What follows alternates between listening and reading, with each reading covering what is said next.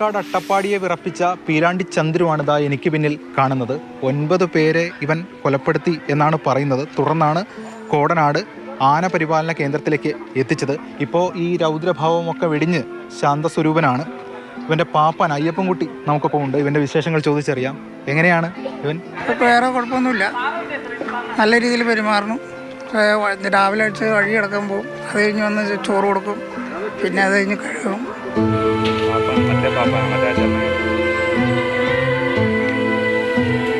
വന്ന സമയത്ത് ഒരു ഭയങ്കര ഭയപ്പാടായിരുന്നല്ലോ. എങ്ങനെയാണ് ഇങ്ങനെ മെരുക്കി ഇങ്ങനെ ഈ രീതിയിൽ? അത് കൂട്ടിൽ വെച്ച് കുറേ നമ്മളായിട്ട് ഇണങ്ങി കഴിഞ്ഞതിന് ശേഷം ആദ്യമൊക്കെ ഓടിക്കുകയും ചാടിക്കുകയൊക്കെ ചെയ്യായിരുന്നു. പിന്നെ നമ്മൾ കുറേ തീറ്റയും ഇതൊക്കെ കൊടുത്ത് വെള്ളമൊക്കെ കൊടുത്ത് അങ്ങനെ ഒതുക്കി ഇതായി കഴിയുമ്പോൾ നമ്മൾ പിന്നെ പറഞ്ഞോണം കേൾക്കാറൊക്കെ ആയി കഴിയുമ്പോഴാണ് പിന്നെ പുറത്തെടുത്ത് കഴിഞ്ഞാൽ നമ്മൾ അന്ന് എല്ലാ ആനകളെ ഇറക്കുന്നത് താപ്പാനയൊക്കെ വെച്ചാൽ, ഇത് താപ്പാനില്ലാതെയാണ് ഞങ്ങൾ ആനക്കാരെല്ലാവരും കൂടിയാണ് ഇറക്കിയത്. എത്ര നാൾ കൂട്ടിൽ നിൽക്കേണ്ടി വന്നു? ഒരു വർഷം കൂട്ടി കിടന്നു. ഭയങ്കര ഇടിയായിരുന്നോ? ഭയങ്കര കുത്തൊക്കെ ആയിരുന്നു കൂട്ടി കിടന്നത്. പിന്നെ കൂട്ടിൽ നിന്ന് പുറത്തൊക്കെ ഇറക്കി, പിന്നെ എല്ലാം അങ്ങോട്ടും ഇങ്ങോട്ടൊക്കെ ഓരോ ചങ്ങല നീളത്തിൽ അങ്ങോട്ടും ഇങ്ങോട്ടും അഴിച്ച് അങ്ങനെ പയ്യെ ഓരോ കാര്യങ്ങൾ ചെയ്ത് ഇപ്പോൾ എല്ലാം പഠിച്ചു. ഇപ്പോൾ ട്രെയിനിങ്ങൊക്കെ കഴിഞ്ഞു. ഇപ്പോൾ ആളെ മുകളിൽ കയറ്റിയൊക്കെ കൊണ്ടുപോകാറുണ്ട്, ആളെ മുകളിൽ കയറി ഇരിക്കാം, പുഴയിൽ പോകാറുണ്ട്, ഒക്കെ ചെയ്യാറുണ്ട്. പഴയ കുറുമ്പും വികൃതിയും ഒക്കെ അവസാനിച്ചു, മാറി, എല്ലാം അവസാനിച്ചു. അവിടെ തിന്നാനാന്ന് പറഞ്ഞാൽ അവിടെ ഞാൻ പഴയ മറ്റേ കില്ലാടിയാണെന്ന് പറയൂ അല്ലേ? ഇപ്പോൾ പറയില്ല, ആദ്യം പറഞ്ഞ് ശരിയായിരുന്നു. പിന്നെ നടക്കാൻ പോകുമ്പോൾ ചെറിയ മടിയൊക്കെ ഉണ്ട് പുള്ളിക്ക്, അത്രേ ഉള്ളൂ. ഭക്ഷണപ്രാന്തനാണ് പുള്ളി. എന്തൊക്കെ കൊടുക്കണം? എന്ത് കൊടുത്താലും പുള്ളിക്ക് കുഴപ്പമില്ല, എന്ത് സാധനം മേടിച്ചിരുന്നു. ഇനിയിപ്പോൾ ആര് വന്നാലും തീറ്റ കൊടുക്കണതിന് അവനെ ഓടിക്കുന്നു ചാടിക്കണമെന്നും അങ്ങനെ ഒരു ജ്വരമൊന്നുമില്ല. ചേട്ടൻ നിന്ന് കൊടുത്താലും അത് കഴിക്കും. പുള്ളീന് വേറെ ഉപദ്രവിക്കാതിരുന്നാൽ പുള്ളീനും ഉപദ്രവിക്കാനൊക്കെ പറഞ്ഞ് പുള്ളി സമ്മതിക്കില്ല. ഇതിൻ്റെ ഒരു ഇത് പറയുന്നത്, പീലാണ്ടി എന്ന് പറയുന്ന ഒരു ആദിവാസിയെ ഇവൻ കൊലപ്പെടുത്തി. അതിനുശേഷം അത് ദൈവകോപമാണെന്ന് ആദിവാസികൾ വിശ്വസിച്ചു. പിന്നീട് ഇവൻ മറ്റൊരു അസ്തിത്വത്തിലേക്ക് ഉയരുകയാണ് ചെയ്തത്. അതായത് അവരുടെ ദൈവം എന്ന നിലയിലാണ് അവർ ഇവനെ കണക്കാക്കിയത് അല്ലേ? അതെ, അങ്ങനെയാണ്. അട്ടപ്പാടിയിൽ നിന്നൊക്കെ ഒരുപാട് ആദിവാസികളൊക്കെ ഇവനെ കാണാൻ വരും. കാരണം ഇവന് വേറൊരു പ്രതീകമാണല്ലോ. 2 പ്രാവശ്യം വന്ന് അവർ കുറേ പഴവും ഇതൊക്കെ കൊടുത്തിട്ട് പോയി. അതിൻ്റെ വിശേഷമാണ് നമ്മൾ കേട്ടത്. പീലാണ്ടി ചന്ദ്രു ഇന്ന് ഒരു ശാന്ത സ്വരൂപനായി നിൽക്കുകയാണ്. അത് ഒരു സ്നേഹത്തിൻ്റെ സിലബസാണ് യഥാർത്ഥത്തിൽ ഇവിടെ ഒരു പരിപാലിക്കുന്നത്. കാരണം പാപ്പന്മാരാണെങ്കിലും അല്ലെങ്കിൽ അത്തരം ആളുകളൊക്കെ തന്നെയാണെങ്കിലും അതാണ് ചെയ്യുന്നത്.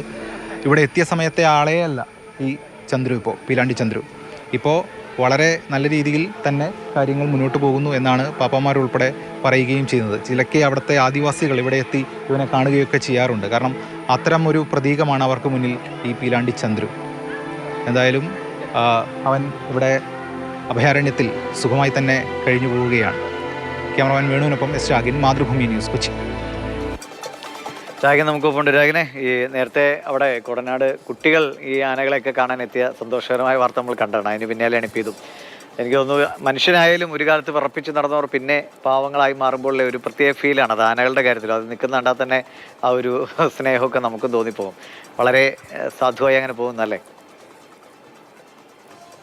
2017 അവിടെ വലിയ പ്രശ്നങ്ങളൊക്കെ ഉണ്ടായപ്പോൾ ഈ പീലാണ്ടി ചന്ദ്രുവിനെ വനംവകുപ്പ് പിടികൂടി അഭയാരണ്യത്തിലേക്ക് എത്തിച്ചത്. കുങ്കിയാനകളുടെയൊക്കെ സഹായത്തോടു കൂടിയായിരുന്നു ഓപ്പറേഷൻ. നമ്മൾ ഈ അരിക്കൊമ്പൻ്റെ കാര്യത്തിൽ കണ്ട പോലെ അത്ര ആ രീതിയിലൊന്നും ഇല്ലെങ്കിൽ പോലും അവിടെ നിന്ന് പിടികൂടി ഇവിടെ എത്തിക്കുകയാണ് ചെയ്തത്. പിന്നീട് 1 വർഷവും 15 ദിവസവും നീണ്ടുന്ന ഒരു പരിശീലന കളരിയിലാണ് ഈ പീലാണ്ടി ചന്ദ്രു ഒക്കെ ഉണ്ടായത്.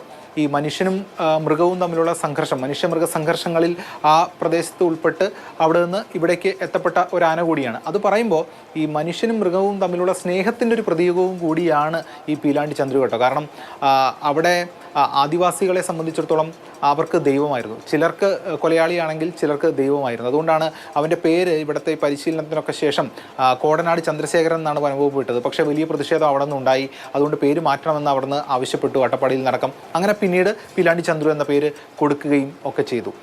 ഇപ്പോൾ ഈ മനുഷ്യനും മൃഗവും അത്തരത്തിലുള്ള സംഘർഷ മേഖലകളിൽ നിന്നൊക്കെ ആനയെ പിടികൂടിയാൽ അത് ഈ പരിശീലന കളരിയിൽ എത്തിച്ച് ചട്ടം പഠിപ്പിക്കുക, അതിനൊക്കെ ചില റെസ്ട്രിക്ഷൻസ് ഉണ്ട്. കാരണം ഈ അരിക്കൊമ്പൻ്റെ കേസിൽ പോലും നമ്മൾ കണ്ടതാണ്. കാരണം കോടതി അടക്കം പറഞ്ഞത് ആവാസ വ്യവസ്ഥ, ആനകളുടെ ആവാസ വ്യവസ്ഥ ഉറപ്പാക്കണം എന്നതാണ്. അതുകൊണ്ടാണ് ഒരു പെരിയാർ ടൈഗർ റിസർവിൽ ആദ്യം അരിക്കൊമ്പനെ തുറന്നുവിട്ടു, അതിനു മുമ്പ് അതിനുശേഷം കോതയൂർ വനമേഖലയിലുമൊക്കെ തുറന്നുവിട്ടു. അങ്ങനെ ഉണ്ടായി. അതൊരു പ്രധാനപ്പെട്ട പോയിന്റ് തന്നെയാണ്. ഇവിടെ ഈ ഇത്തരത്തിലുള്ള പരിശീലന കളരികളിൽ സ്വാതന്ത്ര്യത്തിന് അല്പം കൂച്ചുവിലങ്ങൊക്കെ ഉണ്ടാവുകയും ചെയ്യും. എന്നാൽ പോലും ഈ അനയൂട്ടിന്റെ ഭാഗമായി നമ്മൾ അവിടെ ചെന്ന് എന്തായാലും വളരെ സ്നേഹത്തോടെ തന്നെ അല്ലേ പീലാണ്ടി ചന്ദ്രുവിനെ നോക്കുകയും ചെയ്യുന്നുണ്ട്. പീലാണ്ടി ചന്ദ്രു വളരെ ഹാപ്പിയായി തന്നെ അവിടെ തുടരുകയും ചെയ്യുന്നു. നന്നായി പോകട്ടെ. ശരി രാഗിൻ.